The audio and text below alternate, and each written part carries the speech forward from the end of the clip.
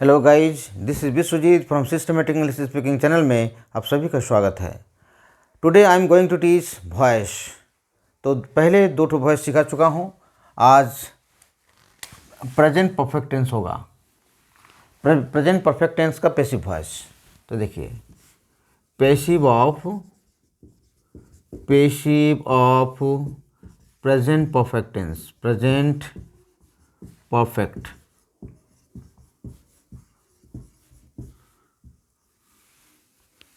Tense. तो जिसे tense अगर मालूम नहीं है तो पहले टेंस सीखेगा, क्योंकि अभी टेंस से रिलेटेड वीडियोज़ हैं।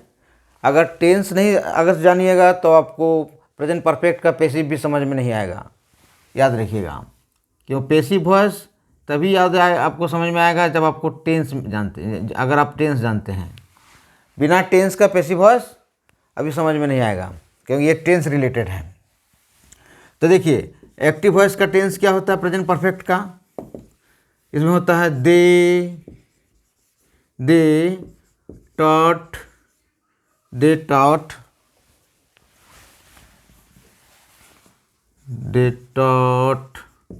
अस इंग्लिश। अगर ऐसा रहे, दे टॉट अस इंग्लिश, तो इनडायरेक्ट ऑब्जेक्ट, व्यक्तिवाचक को इनडायरेक्ट ऑब्जेक्ट कहा जाता है, वस्तुवाचक को डायरेक्ट ऑब्जेक्ट कहा जाता है। तो ऐसे भी कर सकते हैं, दोनों तरह से कर सकते हैं आप। देखिए, पैसिव खूब इम्पोर्टेंट चीज़ है, देख लीजिएगा। तो उसने हम लोगों को अंग्रेजी पढ़ाया, तो प्रेजेंट परफेक्ट, सॉरी ये मैं गलत लिख चुका हूँ, please. They have taught us English. उसने हम लोगों को अंग्रेजी पढ़ाया है, taught us English.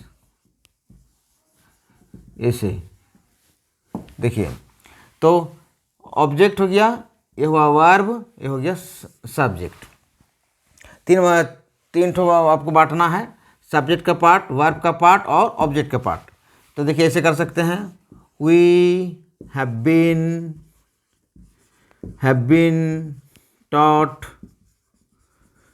Taught English by them, ऐसे। और अथवा पैसिव आप इस तरह से भी कर सकते हैं, वी हैव बीन टॉट, ना इंग्लिश, इस तरह से कीजिए। इंग्लिश अगर डायरेक्ट ऑब्जेक्ट से बनाइएगा, इंग्लिश, तो इंग्लिश के साथ हैज हो जाएगा। इंग्लिश हैज बीन टॉट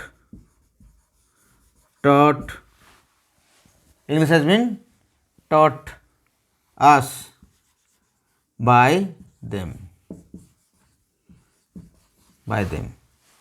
अब एक चीज़ समझना है आपको, कैसे हुआ। अगर इनडायरेक्ट ऑब्जेक्ट से बनाना है तो देखिए इस तरह से होगा, we have been taught English by them. हम लोगों को उन लोगों के द्वारा अंग्रेजी पढ़ाई गई है। और ऐसे भी कर सकते हैं, अंग्रेजी उन लोगों के द्वारा हम लोगों को पढ़ाई गई है। तो इस तरह से अगर कीजिएगा, अगर इनडायरेक्ट ऑब्जेक्ट को पहले रखिएगा और डायरेक्ट ऑब्जेक्ट को अगर बाद में रखिएगा, अगर इनडायरेक्ट ऑब्जेक्ट को पहले रखिएगा तो उसके पहले टू देना पड़ता है।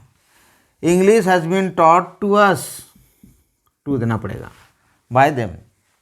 अगर इस तरह से कीजिएगा तो टू देना नहीं पड़ेगा, we have been taught English by them. Okay, इस तरह से याद रखिएगा। तो जैसे भी कर सकते हैं, इसी का ट्रांसलेशन होगा। तो इसका रूल देखिए, रूल क्या होगा, सब्जेक्ट के अनुसार हैज़ या हैव लगाइएगा, have plus been plus V3 के बाद देखिए ऑब्जेक्ट दीजिए, V3 के बाद object plus by plus object. दो ठो ऑब्जेक्ट रहेगा तब इस तरह से कीजिएगा, नहीं तो इस तरह कीजिएगा, बाय ऑब्जेक्ट। दो ऑब्जेक्ट अगर हो तब इस तरह से होगा। उसके बाद अदर वर्ड्स दे देना है। तो यही हुआ स्ट्रक्चर, ये आपका स्ट्रक्चर हुआ। अगर डबल ऑब्जेक्ट हो तभी ऐसे करना है, नहीं तो नहीं करना, नहीं तो ऐसे होगा। अब देखिए एक तो उदाहरण और दे देते हैं, नंबर 1 नंबर 2 उदाहरण, 2 ठो कम से कम समझिए।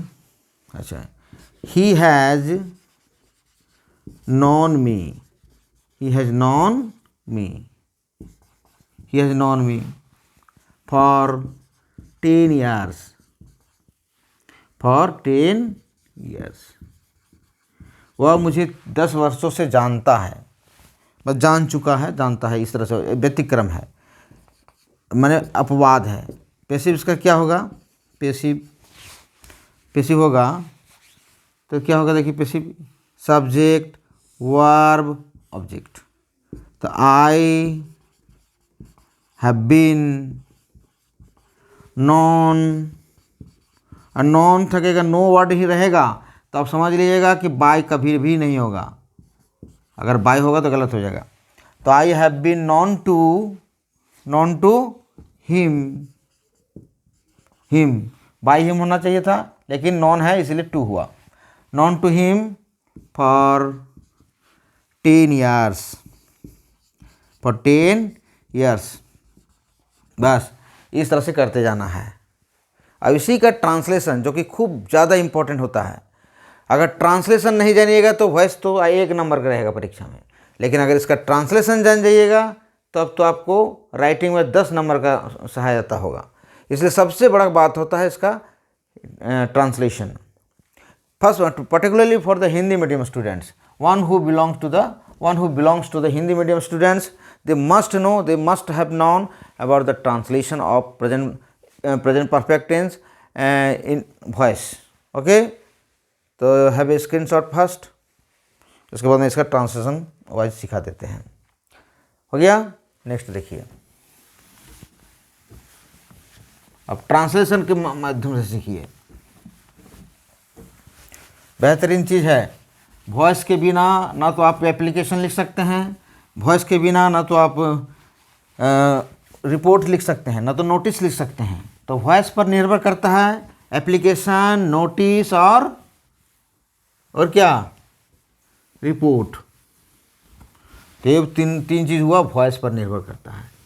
वॉइस जानिएगा तभी आप रिपोर्ट लिख पाइएगा, वॉइस जानिएगा तभी आप एप्लीकेशन लिख पाइएगा, वॉइस जानिएगा तभी आप नोटिस लिख सकिएगा।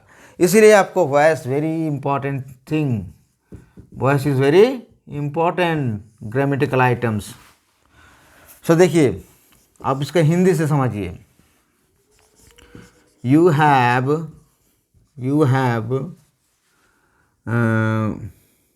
प्रिपेयर्ड टी फॉर मी, आपने मेरे लिए चाय बनाई जो होगा। बस 3 पार्ट में बांट दीजिए, पहला पार्ट, दूसरा पार्ट, तीसरा पार्ट, बाकी नम उतर जाएगा। तो देखिए टी हैज़ बीन प्रिपेयर्ड, अब सिर्फ ट्रांसलेशन होगा, prepared by you for me. अब मान लीजिए ये जो बाय यू है इसको छोड़कर हम लिखेंगे, इसको छोड़कर, क्योंकि ट्रांसलेशन में तो तुम्हारे द्वारा, मेरे द्वारा, उसके द्वारा, इस तरह नहीं होता है, करीब करीब नहीं होता है। तो देखिए इसलिए उसको क्या सीखना है, डायरेक्ट ट्रांसलेशन सीखना है।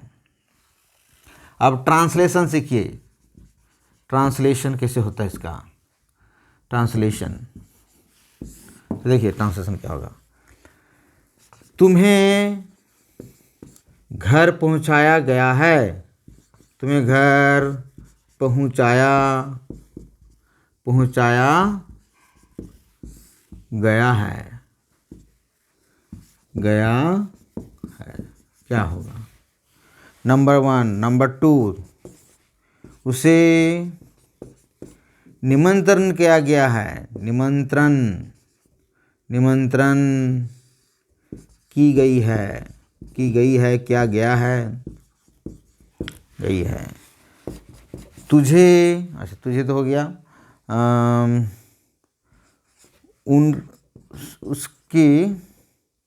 उसकी लड़की का शादी की गई है, शादी की गई है, उसका सबको इंग्लिश कर देंगे। नंबर 4। अच्छा, उसके बाद हुआ स्कूल खोला गया है, स्कूल खोल दी गई है, स्कूल खोल दी गई है, दी गई है, मान लीजिए इतना ही है। तो क्या कीजिएगा, तुम्हें घर पहुंचाया गया है, यू हैव बीन, बस वही स्ट्रक्चर जो मैं लिख चुका हूँ।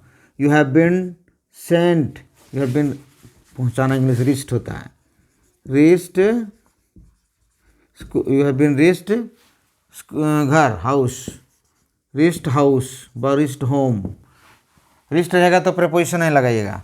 उसे निमंत्रण की गई है, ही और सी हैज़ बीन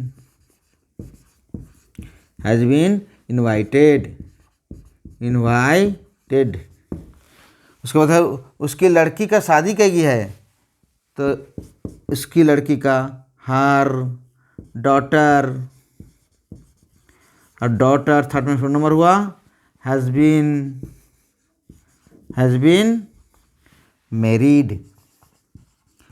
अब मैरिड के बाद टू होता है पैसिव वॉइस में, मैरिड बाय राजू नहीं होगा, मैरिड टू राजू होगा। ओके, अगर द्वारा हो तो द्वारा के इंग्लिश मैरिड के बाद टू रहता है, याद रखिएगा। स्कूल खोल दी गई है, स्कूल हैज़ बीन ओपनड। उसके बाद देखिए बाय प्लस ऑब्जेक्ट, यह हम किसी में भी नहीं अभी फ़िलहाल नहीं रख रहे हैं, बाय प्लस ऑब्जेक्ट अभी छोड़कर है, अभी इसका नहीं यूज होता है क्योंकि सिर्फ ट्रांसलेशन है। इसके बाद अगर जोड़ना रहता तो ये इस तरह से जोड़ा जाता है, बस इतना ही तो है, सिर्फ ऑब्जेक्ट छोड़ना है, बस इतना ही रहता है। तो my dear guys, I would like to tell you that voice is very important part for English grammar. If you want to learn notice writings, application writings or report writing, then voice is very much imperative and very much important for each learners. So my suggestion is always with you that learn the voice in toto so that you can write English properly, and it is also used for spoken and written English, and side by sides you can be fluent in English, and without voice you cannot be fluent, because if you know only tense, then tense will help you only 72 types of structures, but voice will help you at least 200 structures. So voice is very important. It means you will have arms with you. ये सब अस्त्र के तरह काम करेगा, आपका ब्रह्मास्त्र की तरह काम करेगा। तो मान लीजिए अगर टेंस अब भी वर्ब जानते हैं तो ये आपका एक हुआ अस्त्र, हैव वर्ब हुआ तो उसमें एक ठो सीखें आप, उसके बाद उसी तरह से टेंस हुआ तो और एक ठो सीख गए, अब उसके बाद मोडाल्स हुआ तो और भी सीख गए, अब आती है वॉइस, तो वॉइस हुआ तो और भी थोड़ा बहुत आपको स्ट्रेंथ महसूस होगा। तो सिस्टमेटिक सीखिए, अब किसी भी बहकावे पर मत जाइए, अगर इंग्लिश सीखना है तो सिस्टमेटिक सीखिए, अगर सिस्टमेटिक नहीं सीखिएगा तो आपको समझ में नहीं आएगा। तो सिस्टमेटिक क्या है, सिस्टमेटिक इंग्लिश अब मेरा चैनल देख लीजिएगा किस तरह से सिस्टमेटिक मैं सिखाया हूँ। पहले पार्ट्स ऑफ स्पीच का नॉलेज होना चाहिए, क्योंकि पार्ट्स ऑफ स्पीच अगर नहीं जानिएगा, अगर नाउन प्रोनाउन के संपर्क में नहीं जानिएगा तो सब्जेक्ट ही समझ में नहीं आएगा। तो सब्जेक्ट नहीं जानिएगा तो वर्ब कहाँ पर बैठाइएगा आप? अरे भाई वर्ब बैठाना, अगर वर्ब सही से बैठाना चाहते हैं तब तो आपको सब्जेक्ट जानना ही पड़ेगा, और सब्जेक्ट नहीं जानिएगा तो वर्ब भी नहीं बैठा पाइएगा। सिर्फ आई के साथ एम होता है, आई के साथ हैव होता है, ऐसे कहने से थोड़ी होता है। तो आई के साथ हैव होता है, आई के साथ तो विल भी होता है, आई के साथ तो हैव भी होता है, आई के साथ तो एम भी होता है, आई के साथ तो कैन भी होता है। तो ऐसे तो माने रटने का वाला बात हो गया। रूल से चलिए, पहले रूल से, तब आपको सेटिस्फेक्शन होगा जो किस तरह से इंग्लिश सीखी जाती है। और उसके बाद स्पोकन तो आप ऑटोमेटिक कर लीजिएगा, क्योंकि ये है भारत, इंडिया में हिंदी भाषी हैं, उर्दू भाषी हैं, आपका तेलुगु भाषी हैं, बंगाली लैंग्वेज है। तो इस तरह से आप हर लैंग्वेज का यहाँ पर माने विविधताएँ हैं, इसलिए आपको समझना है जी आप हमको इंग्लिश कैसे सीखना है, तो इसलिए ग्रामर आपको हेल्प करेगी। जे हम कुछ ग्रामर आपको हेल्प करेगी जे कैसे आपको कौन सब्जेक्ट के साथ क्या लगाना है। और आपका एकमात्र हेल्प करने वाला है, आपके साथ हमेशा रहेगा, वह है आपकी मातृभाषा। अगर मातृभाषा की अगर आपकी अच्छी तरह से पकड़ है तो आपको भाषा, कोई भी दूसरे भाषा को सीखने में आपको बहुत ज़्यादा सहूलियत होगी, ये मेरा गारंटी है। इसलिए मैं चाहूँगा कि आपकी मातृभाषा स्ट्रांग होनी चाहिए। तो मातृभाषा अगर आपका हिंदी है तो हिंदी स्ट्रांग कीजिए, पहले कुछ स्ट्रांग कीजिए। अगर बिना हिंदी के स्ट्रांग किए अगर इंग्लिश में उतर जाइएगा तो आपको इंग्लिश तो कुछ कुछ समझ में आ जाएगा, हिंदी जितना जानते हैं हिंदी उतना ही समझ में आएगा, उससे ज़्यादा नहीं। इसलिए कहते हैं मातृभाषा को स्ट्रांग कीजिए। If you want to make your mother tongue strong, only then you can be strong in other languages also, otherwise not। क्योंकि एक समय जगदीश चंद्र अपने लड़के को कभी भी इंग्लिश मीडियम स्कूल में नहीं भेजा था, क्योंकि अब जानते हैं उस समय जगदीश चंद्र बोस खूब अमीर आदमी थे, उनके पिताजी बैरिस्टर थे। इनके बावजूद भी उन्होंने मातृभाषा में सिखाया, हिंदी मीडियम में और बंगाली मीडियम में सिखाया। क्यों? क्योंकि उन्हें जानते हैं कि अगर मातृभाषा का पकड़ उसको अच्छी तरह से नहीं होगा तो इंग्लिश को समझ में नहीं आएगा। इसलिए मातृभाषा, जगदीश चंद्र बोस मातृभाषा में सीखे थे, उसके बाद इंग्लिश लैंग्वेज में गए थे, क्योंकि उस समय इंग्लिश मीडियम स्कूल में भेजना एक एरिस्टोक्रेटिक सिंबल था। जैसे अपने बड़े लड़के को लोग इंग्लिश मीडियम में स्कूल में भेजते थे, लेकिन उन्होंने हिंदी मीडियम स्कूल में पढ़ा और दिखा दिया जे कैसे इंग्लिश सीखी जाती है और कैसे इंग्लिश होता है। इसलिए my dear guys, I would like to give you correct suggestion that first of all try to make your mother tongue strong, only then you can be strong in other languages, otherwise not। So wherever you live, try to make your mother tongue first strong, only then you can make the other languages strong, otherwise not। This is the process। और systematic सीखिए, मैं हमेशा कहते आ रहा हूँ systematic सीखिए, बीच बीच से सीखिएगा तो बस आपको डायलॉग समझ में आएगा सिर्फ, और उससे कुछ काम में नहीं आएगा, आपका समय बर्बाद होगा। इसलिए सिस्टमेटिक सीखिए, बहुत अच्छा रहेगा। और मैं देखिए, मैं अच्छा वक्ता नहीं भाई, मैं वक्ता के तौर पर बहुत अच्छा वक्ता नहीं हूँ, लेकिन आप मेरे सजेशन देखिए, मेरा सिस्टमेटिक वीडियो देखिए, उससे आपको समझ में आएगा। थोड़ा बहुत गलती इधर उधर हो जाती है लिखने में भी, तो मैं उसको सुधार लेता हूँ। ओके, तो उसको भी आपको लोग याद कीजिएगा, और मैं जितना भी हो सके मैं आपको सिखाने की कोशिश करूँगा। और thank you very much. Please if you are new then subscribe my channel and get the next notification। Thank you very much. Have a good day. Thank you।